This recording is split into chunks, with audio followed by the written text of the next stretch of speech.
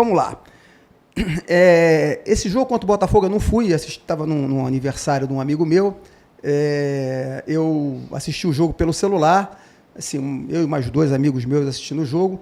E assim, logo no primeiro tempo, primeiros 15 minutos, você já via que o Fluminense já parece que entrou derrotado em campo. O Fluminense viajou, não viajou, aliás, mandou o elenco, a gente concordou, né, Elisa, aqui, o Caio também, a gente concordou com o Renato Gaúcho, dele ficar no Rio, treinando o elenco principal e mandar o time reserva para jogar a Sul-Americana. Mas o que se viu foi mais do mesmo, né? O Fluminense chegou à 8ª derrota seguida para o Botafogo, um vexame histórico para o Fluminense, né? O Fluminense perdeu, nesses 8 jogos, perdeu com o Diniz, perdeu com o Mano Menezes e agora perdeu com o Renato Gaúcho. A desculpa de gramado sintético. Bom, vamos lá. O Vasco ganhou da gente no Engenhão 2 vezes no gramado sintético. O Fluminense tem um aproveitamento ridículo no gramado sintético de 19% só. Entendeu? E fora que a metade desses jogos que o Botafogo venceu da gente também foram no Maracanã. Então não tem essa desculpa de gramado sintético, eu não admito isso. Entendeu? O Renato foi para a coletiva ontem de novo falando de gramado sintético. Entendeu? Isso aí não me conformo com isso. E nem colocar culpa na arbitragem. Tá? O pênalti foi duvidoso no meu modo de ver. Eu achei que o Arias atrasou a passada. O Arias poderia, como foi contra o Vitória, ter partido para o lance com mais decisão para chutar em gol. Porque lances, aqueles toques que o Arias levou na área, ele toma o tempo todo na lateral do campo quando ele está fazendo aqueles girinhos dele lá e não cai. Então, cara, o árbitro vai vendo isso e, infelizmente, mas não pode se usar isso como bengala. Entendeu? Então foi uma vergonha que o Fluminense fez ontem. Eu fiquei revoltado, aliás, eu estou revoltado, tá? A escalação, quanto ao Renato Gaúcho, desculpa me alongar um pouquinho, tá, galera? Eu preciso desabafar. A culpa do Renato Gaúcho, no meu ver, foi na escalação. É uma mania de técnico brasileiro, a gente vai até comentar isso aqui com o Elias, a diferença com o técnico estrangeiro, porque ele não joga de acordo com o adversário. Ontem, você não pode jogar, se você quer jogar em transição, jogar de contra-ataque, você não pode jogar com Ganso e Cano. Não pode fazer isso. E, além disso, são 2 jogadores a menos na marcação. Ganso completamente fora de forma. Problema do coração dele, para entrar em forma vai demorar. E o Cano, em jogos que vai ser amassado, eu já falei isso aqui, não acho uma boa opção entrar com ele. Então, acho que o erro foi esse do Renato Gaúcho. Se reinventar para um jogo desse, para a gente não ser amassado. Tá bom? Vilela, a tua opinião, irmão? Bom, para eu falar desse jogo, eu tenho que falar do que foi feito para esse jogo, né? E eu não vou abrir mão de falar isso antes, porque esse jogo ele foi a conclusão de um erro. Né? Foi a conclusão de um erro. O Fluminense tomou uma decisão, a meu ver, errada, que a maioria da torcida apoiou, mas a meu ver errada, porque a gente tinha que ter levado o time para jogar contra a União Espanhola e garantir os 9 pontos na Sul-Americana para poder pensar em alguma coisa em relação ao São José e La Paz e tal. Garantir os pontos lá, e jogador tem que jogar, tem que treinar. Você faz o exame para ver se ele está com algum problema fisiológico, existe um exame de sangue que diz se ele está com algum problema que está para estourar muscular e tal, e esse jogador você poupa. Agora, você pegar, deixou todo mundo aqui, foi jogar contra a União Espanhola, né? Aquele jogo devasta, aquela coisa horrenda que foi aquele jogo, uma coisa bizarra, né? Que conseguiu ser superado sábado, mas até então era um jogo bizarro, perdendo aí também para o Atlético Mineiro na Libertadores, que aquele ali é o concurso de jogo bizarro. E aí você pega o time... não, Vilela, o Sub-17 ganha, o Sub-17 ganha da União Espanhola lá, é o time da União Espanhola. Você viu o jogo deles? Não existe o time. Falei, cara, futebol não é assim, futebol se ganha no campo, tem que haver respeito, humildade e tentar ganhar na condição, na bola, né? Beleza, aí tomou essa decisão, logicamente a decisão tomada, a gente aqui como tricolor sempre apoia e vai torcer, estive lá no jogo e vi um futebol totalmente bizonho, os jogadores... Não dá para jogar o time reserva junto todo, você pode pensar 1, 2 para jogar com o titular. Essa é a ideia. Você não pode pegar um time todo reserva e juntar com alguns juniores, alguns da base, sub-20, e botar para jogar. Beleza, aí fez isso, o time aqui se preparando monstro, porque já tinha perdido 7 partidas seguidas do Botafogo antes do empate, que era uma vergonha já descomunal. Esse cenário, então o time estava se preparando, o Botafogo cansaço, exaustivo na Argentina, perdeu o jogo, o ambiente que não estava muito bom, o Botafogo esse ano tinha vencido acho que 6 partidas, se eu não me engano, E essa, inclusive, foi a segunda, foi a 7ª vitória, eu acho, e 2 contra o Fluminense.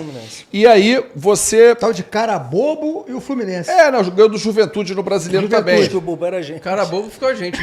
E aí você vê, aí o time teve aquele papel. Veio pro Rio, a gente vai pro Engenhão, imaginando, eles tiraram a metade da sub, deram 2.000 ingressos, eu espero que a diretoria do Fluminense dê os mesmos 2.000 ingressos do Maracanã. Ok, não tem problema. E a torcida do Fluminense compareceu em peso, os ingressos esgotaram, os 2.000 que deram pra gente, para ver um futebol, uma apresentação bizonha do time. Bizonha do time. O Fluminense conseguiu apresentar um futebol pior que o futebol apresentado contra a União Espanhola. Na minha visão, né? Uma coisa horrorosa. Todos, eu só salvo o Fábio, né? Esse daí eu tenho salvado sempre, porque é uma espécie de estátua nas Laranjeiras, né? É impressionante o que esse cara faz pelo Fluminense. E o resto, realmente, uma coisa muito ruim. O Botafogo, que estava morto, jogou um jogo como se tivesse naquele ambiente de 2024. Envolvente, pro primeiro tempo podia ter saído 3-0. O Botafogo não tem culpa. A torcida desanimada, não foi, né? 11 mil torcedores do Botafogo e 2 do Fluminense. Foi o que foi do Botafogo, foi 11 mil. Beleza, também estavam desanimados, o Botafogo apresentando um futebol ruim, mas o Fluminense, o Robin Hood do momento, né? Do momento não, de uma vida, foi lá e fez aquele jogo pífio contra um rival, né? Os últimos 25 clássicos do Fluminense ganhou 3, gol contra o Vasco 2-1 pelo Brasileiro, contra o Flamengo 2-0 pelo Brasileiro e contra o Vasco agora em Brasília 2-1 pelo Carioca. Então, quer dizer, esses números são vergonhosos, né? A diretoria do Fluminense não deveria nunca deixar algo assim acontecer. O presidente Mário, quando entrou, em 2019, eu recebi o post dele hoje, que os clássicos vão ser assim, que não vão deixar, que vai acontecer e tal. Teve uma evolução no começo da gestão e de 2022 para cá a coisa ficou assim, 2023 para cá propriamente dito, que foi a última vitória, foi 2022 contra o Botafogo, gol do Manuel, e depois foi isso aí que vocês estão vendo. Uma vergonha institucional para o torcedor do Fluminense, torcedores do Botafogo zoando, para mim até é demais, depois eu vou falar, vou ter um momento que eu vou falar específico, responder os torcedores do Botafogo, especificamente um torcedor do Botafogo, e em geral a fanfarronada que tá, e o institucional do Botafogo também, que fez postagens zoando o Fluminense, e o Fluminense não tem resposta institucional, não tem nada, ninguém vai falar, pós-jogo não tem nada, o Renato falou, tá procurando ter mais tranquilidade, né? E foi o que aconteceu. O torcedor do Fluminense saiu destruído, os torcedores do Botafogo sacaneando, né? E eu já vou responder essa sacanagem aí também, né? E é isso, Márcio. Infelizmente, uma derrota desse torcedor. Agora, o que traz isso? Você não tem certeza de nada. Vai ganhar do Sport sábado? Eu não sei. Eu não garanto que o Fluminense vai ganhar do Sport. Esse cenário é complicado. E amanhã, se não ganhar, aí encerra os trabalhos, fecha o ano, né? Beleza, então. É isso aí. Bom, tem 2 aqui superchats aqui, antes de passar pro Caio e pro Elias. O Flávio Tricolor mandando R$5. Um abraço, amigo, obrigado. Quando temos pontas improdutivos, exceto o Arias, não dá para jogar no 4-3-3. Concordo com você, a gente vai comentar sobre isso aqui. O Edson Silva mandou R$10. Obrigado, Edson. Boa noite. Cheguei à conclusão que todo o adversário que tem forte avassalador na marcação alta, o Flu não sabe sair. Se é pequeno, se perde. Não é de hoje. O Diniz deixou o time preguiçoso. Não é só isso não, Edson. É questão de escalação. Como o nosso time é um time sem pegada, e você quando entra com Cano, com um jogo que o Fluminense provavelmente vai ser amassado com o Cano e com o Ganso no meio campo, estoura tudo lá atrás. E já os nossos volantes também não são grandes marcadores, tanto o Bernal como o Martinelli, que ontem, infelizmente, fez um mau jogo, ele que vinha muito bem. Caio, dá seu boa noite aí. Aliás, já deu seu boa noite. Faz seu comentário aí. Mas eu dou de novo boa noite, pessoal, para quem está chegando agora, né? Seja bem-vindo. O Vilela tocou aqui no final, né? Eu acho que são muitos pontos. Eu até, de certa forma, discordo um pouquinho com relação a um ponto específico. Eu vou falar sobre isso aqui. Mas ele falou com relação ao esporte, é um ponto preocupante, o Vilela. Inclusive, o esporte parece que não ganhou nenhum jogo. Não ganhou, né? Não ganhou. 2 pontos, 2 empates e 4 derrotas. Ao jeito típico do Fluminense gosta, né, jeito do Fluminense. Aquela derrota amarga, né? Eu espero que não, né? Porque aí, cara, aí eu não sei, alguma coisa tem que ser feita. É o nosso Robin Hood, né? Caio, vai lá, toca a bola aí. Toca a bola aí, Caio. Preocupa, né? Obviamente, Eu né? tô Todos preocupado. nós, né? Amanhã acho que não, né? Amanhã seria o fim, tá preocupado Não, com não, não, não. Com todo Tô falando do respeito, esporte, tô com falando todo do respeito esporte. para incidência, mas sábado... Não, pô, pelo porra. amor de Deus, gente. Pelo amor de Deus. Mas é, né? Vai lá, Caio. Não, então, assim, pessoal, eu vou tratar de forma separadas a questão do Fluminense ter levado o time reserva pra lá e o jogo e preparar os titulares pro jogo contra o Botafogo, tá? Até porque, como o Márcio falou e reforçou, nós três aqui, né, o Elias Júnior também, a gente meio que assinou embaixo com relação, a gente foi a favor, sim, de mandar os reservas e deixar o time preparado aqui, principalmente, não somente pelo fato de treinar e preparar o time contra o Botafogo, mas principalmente até por preservar os jogadores, a parte física e tal, a gente realmente foi a favor. O único ponto que a gente ficou meio assim é a questão ou não da presença do Renato Gaúcho lá. Mas assim, mas o ponto que acho que o mais importante que a gente tira disso, né, juntando agora o primeiro jogo contra o time lá na Sul-Americana e agora contra o Botafogo, o que chega à conclusão é o seguinte: a gente não tem elenco. A gente não tem elenco. Eu acho que assim, até reforçando um pouco da preocupação e o fato do Vilela achar que realmente deveria ter ido do time titular, é porque a gente não tem confiança no elenco do Fluminense, né? A gente não tem um elenco. O que eu espero de um elenco, Vilela? O elenco, pra mim, é aquele que é o seguinte: você tem os jogadores titulares e você tem aqueles reservas que ou seriam titulares em algum outro time, ou na saída de um titular do seu time, ele entre e consiga manter o mesmo nível. É isso que eu espero de um elenco. Ou algo próximo disso, né? Algo próximo disso, né? Que saia um jogador e entra um jogador ali que mantenha o mesmo nível. Então, assim, a gente não tem isso. Eu até peguei um pouco leve no último podcast. Eu peguei leve, eu falei que o Fluminense talvez tivesse um time e meio ali de elenco, mas não é isso. Né? Talvez a gente não tenha nem um time completo que seria titular. Se a gente for parar pra ver jogador, talvez uma boa parte deles não seriam titulares de outros times. Então, assim, ou não é pra se preocupar? E é isso que a gente vai falar. Vamos comparar com o elenco do ano passado. Será que mudou muita coisa? Eu acho que não. Tava falando até com o Vilela aqui antes de começar o podcast. Mudou muita coisa do elenco do ano passado para esse ano? Mais de 100 milhões, hein? Mais de 100 milhões. Pois é, então assim, são muitos pontos que a gente vai tratar aqui hoje, pessoal. Elias, sua análise tática do que foi esse vexame, o 8º vexame contra o Botafogo aí. Então, meus amigos, só fazendo um adendo ao comentário do Vilela, eu concordei com o time misto, porque eu acho que um time misto nosso na Sul-Americana dá conta de passar de fase. Você viu, né? Porém, viu, né? um time misto. Foi um time 100% teve reserva poupado.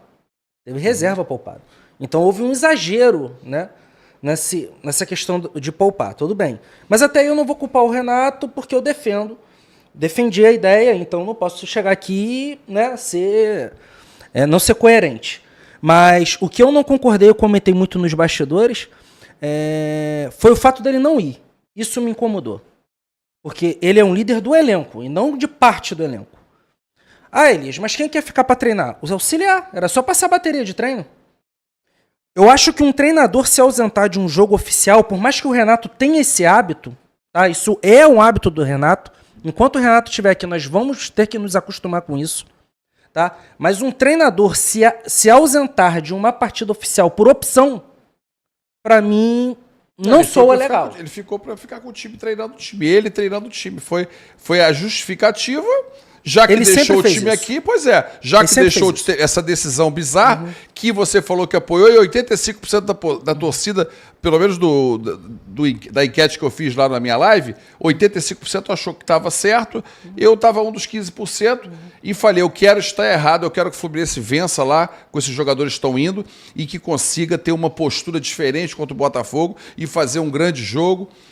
E a gente venceu o Botafogo, quer dizer, o vexame já estava construído. 7 vitórias com empate. O vexame já estava construído. Mas não, conseguiram agora, estão na superação do vexame. Entendeu? Então, quer dizer, um 2-0 que poderia ser 3 ou 4, e o time no Rio treinando. Aí eu pergunto para vocês, jogadores fazem o quê? Treina 2, 3 horas, depois vai comer um macarrãozinho gordinho, vai comer um rodízio de pizza, vai sair. O que eles fazem depois? Porque quando você está concentrado na viagem, você treina, você está no hotel, a comida é regrada, é diferente.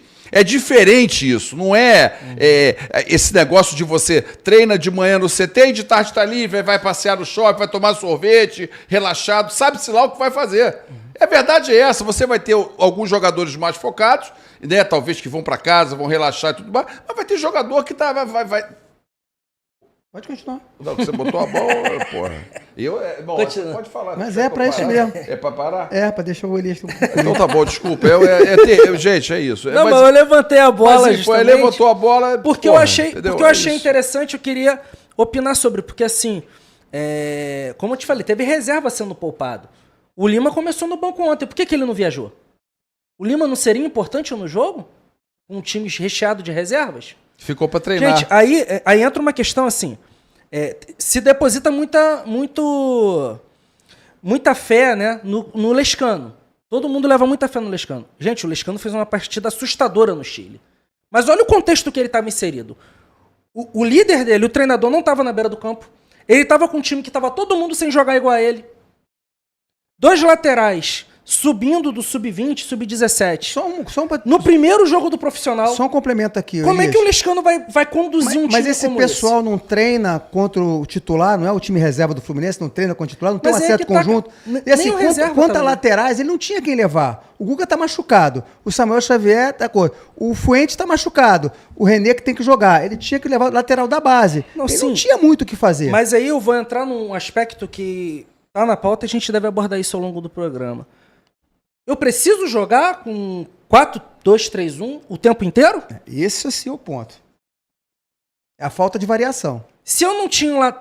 Tudo bem, poderia, mas viu que não estava funcionando? Por que não tentar uma linha de 5 na defesa? Entrar com mais um zagueiro, deixar os laterais mais confortáveis? Sabe? Mas nem peça no banco tinha pro Alexandre mexer. Então, assim, é muito complicado. Agora, né, entrando no mérito jogo em do si. jogo, o que acontece? O Botafogo ele entrou com, em tese, 2 centroavantes. Todo mundo imaginou um 4-2-4, lá nossos tempos de Diniz ali, em dado período, né?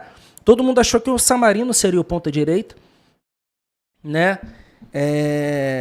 E o Matheus Martins, né? Samarino e Matheus Martins fariam as pontas. Só que o Samarino jogou de 10. Savarino, Savarino, é a pronúncia correta. O Savarino jogou de 10. O Igor Jesus fez praticamente o segundo homem de frente, muito solto, flutuando entre as linhas, e quem prendia nessa linha de defesa era o Mastriani. E aí entra a questão do elenco. Do que se esperar do elenco. Tudo bem, o Botafogo tem muito mais dinheiro, investiu muito mais, ok. Mas só para vocês entenderem a questão. O que se esperava o Botafogo com o meio do campo aberto, e não foi isso. Savarino continuou como 10, Marlon Freitas e Gregory jogando mais adiantados do que costumam, por quê? Na saída de 3 com Nas os dois costas do zagueiros. lateral. Com os dois Nas costas do zagueiros René. e o Vitinho praticamente em determinados momentos virava primeiro volante. Ele ficava com 2 defensores, ou seja, você tinha no meio, concentrado, Vitinho, Marlon Freitas, Gregory e Savarino. De todos eles, o único que não tinha poder de marcação era o Savarino. E a gente insistindo com o Martinelli e Bernal perdido no meio dos 4. A gente perdeu o meio do campo, o Botafogo inchou o meio do campo, e aí você deve estar pensando, Matheus Martins estava na ponta direita. E aí, ninguém tem dúvida aqui. Quem é mais jogador? Telles ou Cuiabano? Óbvio que é o Telles. O Telles é muito mais jogador. Tava no banco. Estava no banco. Por quê? O Cuiabano vai suprir a falta do ponta esquerda por característica. Ou seja, ele encaixotou o Fluminense totalmente e o Renato ficou perdido a ponto de voltar no segundo tempo sem fazer uma mexida. A gente foi engolido taticamente. E como é que você vai da puxar... mesma maneira que o Felipe Luiz Elias? engoliu o Mano, o Renato foi engolido. Não, o choque de realidade que a gente teve no Fla-Flu, no jogo do Botafogo, foi bizarro. Agora, assim, como é que você vai jogar reativo com Ganso e Cano? Exatamente, e aí entra agora a nossa Contra-ataque, questão você tá falando, tática. É contra-ataque. né? A nossa questão tática. As poucas vezes que a gente conseguia sair, essa bola batia no Cano. E aí o que acontece? Para jogar reativo, esse 9 tem que saber fazer a parede. Cano em algum momento soube fazer parede? Desde que chegou no Fluminense? Não. O Cano sempre foi jogador de última bola. E não recebe. Você já tem dificuldade de sair, não consegue. Quando você consegue sair, a bola bate no centroavante. Se o centroavante não retém a bola, você não vai jogar, meu amigo. É simples assim. Inclusive, ele perdeu 4 Quatro bolas. bolas. Na quarta, tomou o gol do Botafogo. E todas jogadas que, assim, se fosse um 9 que soubesse fazer pivô, não perderia. Ah, Elias, mas precisa contratar o 9? Nós contratamos o Everaldo, né? Meu Deus. E aí? Será que o problema é só treinador? Fala, galera. Olha, queria fazer um pedido para você.